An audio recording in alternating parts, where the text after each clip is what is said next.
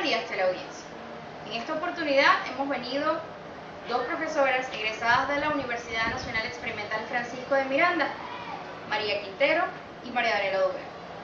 Hemos venido a hablarles de un tema relevante e importante en el mundo de las lenguas, específicamente en el idioma inglés, como son los verbos regulares e irregulares. Esto se ha hecho con el fin de poder ahondar en el tema, debido a que se han observado una gran cantidad de problemas al momento de aprenderlos y de aplicarlos, en lo que es la gramática y la fonética, esto es, en la escritura y en la pronunciación. Hemos venido a decirles que es un tema complejo, pero que no es tan complicado como parece, y que hay formas sencillas de aprenderlos y de esta misma manera aplicarlos en el idioma hablado y escrito. Es importante señalar que los verbos son esas palabras que utilizamos para designar la acción que realiza el sujeto o la persona dentro de la oración o dentro del contexto. Estas palabras nos van a indicar la acción que realiza el sujeto en un tiempo presente, en pasado o si es un futuro cercano o lejano.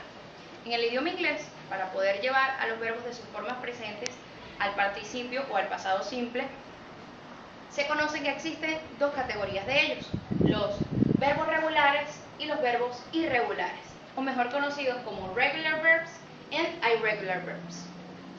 En cuanto a los verbos regulares, ellos son definidos como aquellos verbos cuya raíz no cambia, sino que su raíz permanece y solamente se le va a agregar un sufijo ed, en este caso ied o d, para poderlos llevar al pasado o al pasado participio.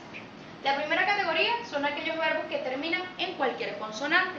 A estos verbos solamente se le va a agregar una terminación ed para poder llevarlos al pasado. Tenemos ejemplos notables como el verbo cook, es decir, el verbo cocinar. Vemos aquí entonces que la raíz del verbo no va a cambiar y que solamente conocemos que el verbo está en pasado o en pasado participio con la agregación o la añadidura del ed. Entonces cambiaría su pronunciación de cook a cooked y cooked. También tenemos el verbo walk o el verbo caminar.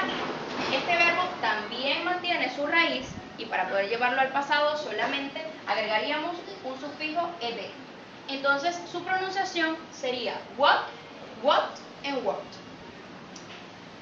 Por otro lado, tenemos también aquellos verbos que terminan en una consonante Y. Esta consonante al final va a ser sustituida por un sufijo ied.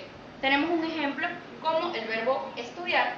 En el inglés study, este verbo cambiaría su terminación Y solamente con la agregación de la terminación ied. Cambiaría entonces en su escritura y en la pronunciación pasaría de ser study a studied and studied. Tenemos una excepción en el idioma. Tenemos un verbo como lo es el verbo permanecer o el verbo stay. Este verbo también termina en Y. Mas sin embargo, no se va a sustituir esa Y por un sufijo ied, sino que solamente se le va a agregar una ed para poder llevarlo al pasado o pasado participio. Tenemos por último aquellos verbos que terminan en una vocal e. Estos verbos, para cambiar su forma, solamente se le va a agregar al final un sufijo o una letra d. Un ejemplo notable sería el verbo cuidar o el verbo que se conoce también como el verbo care. Este verbo, para llevarlo al pasado, solamente agregamos una d. Vemos cómo cambia en la gramática y en la fonética su pronunciación sería care, cared and cared. Por otra parte, tenemos los verbos irregulares, siendo estos los que no siguen ninguna regla en particular. Tenemos los verbos que cambian, como en el caso del verbo comprar, buy, que cambia en pasado a bought, y en pasado participio también se mantiene en bought.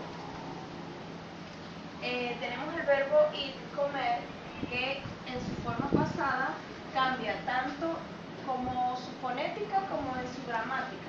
En el caso del verbo comer sería cambia a ate, y en su forma en pasado participio cambia a eating. Tenemos el verbo go, verbo ir, que cambia en forma de su pasado a went y en pasado participio a gone.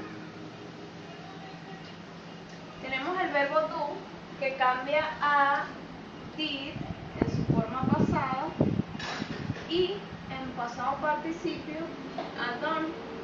También tenemos otros tipos de verbos que son aquellos que se mantienen pero en su fonética cambian, como es el caso de put.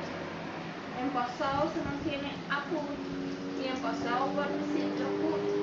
Pero tenemos el caso del verbo read, que es el verbo leer, que en pasado cambia a read su pronunciación, pero se mantiene su escritura. Y tenemos por último el verbo could, que no cambia ni en pronunciación ni en su escritura. Aunque pareciese difícil llevar en inglés los verbos del presente a un tiempo pasado o pasado participio, no es tan complejo como parece. Ya que en el estudio de cualquier ciencia o área es importante siempre saber que hay que dedicar tiempo, atención y práctica a todo lo que se refiere o a todo lo concerniente a estas. En el estudio de los verbos siempre es importante saber, o lo primero o lo fundamental que es importante saber es que se dividen en dos grandes grupos, que son los verbos regulares y los irregulares. A partir de esto, ya lo indispensable sería contar con un diccionario y con una lista de verbos que nos ayuden a familiarizarnos más con dicho tema, con dichos verbos, y por supuesto también a través de la práctica y del uso de este material es lo que nos va a ayudar a saber expresarnos mejor y a saber utilizarlo en los contextos adecuados. Y bueno, es así como hemos llegado al final de este video audio educativo que hemos realizado en la mañana de hoy. Se despiden de ustedes la profesora María Quintero y María Daniela Duber. Será hasta una próxima oportunidad.